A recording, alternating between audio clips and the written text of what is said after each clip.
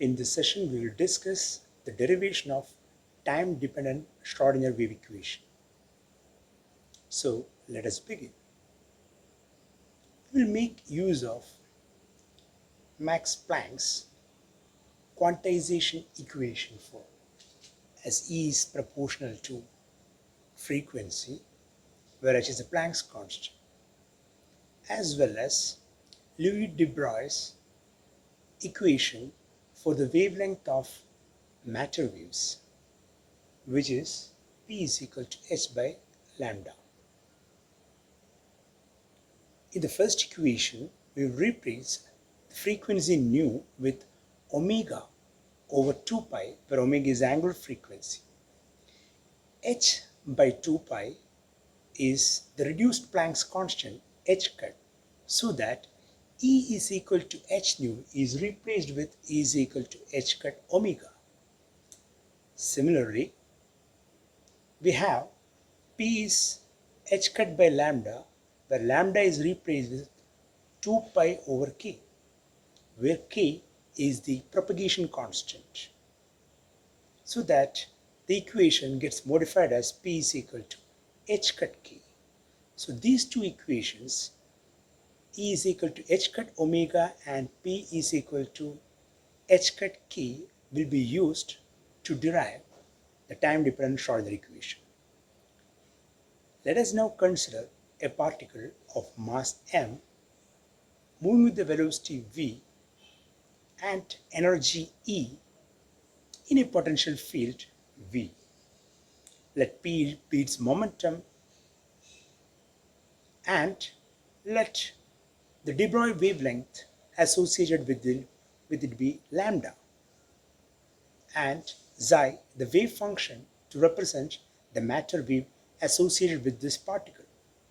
So the wave equation is given by dou square xi by dou x square is equal to 1 by v square dou square xi by dou t square. The solution to this wave equation can be represented in the exponential form as xi is equal to a e raised to negative I omega t minus kx.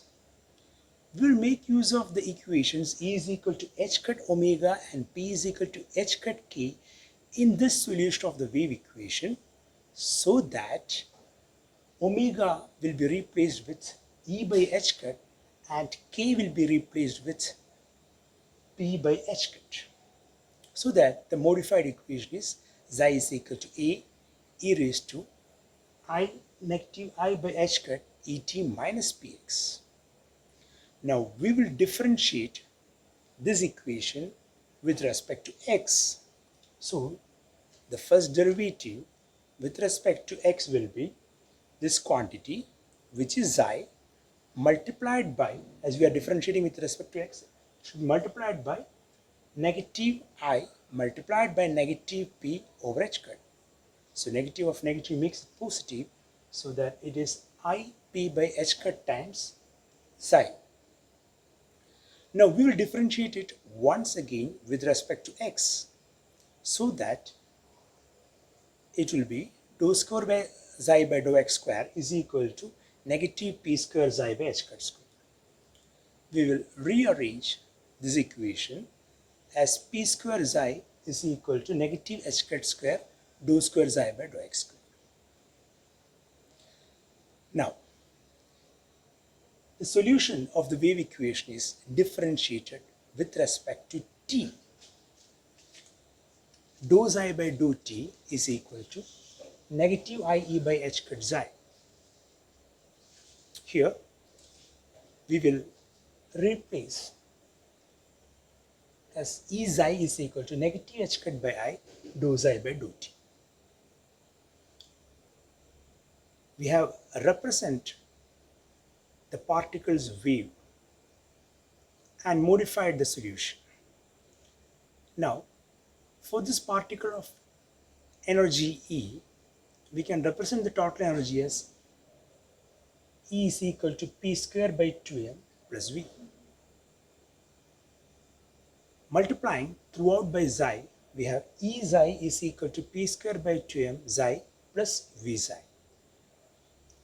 we will replace E xi with I h cut dou xi by dou t, which is the same equation as the previous one.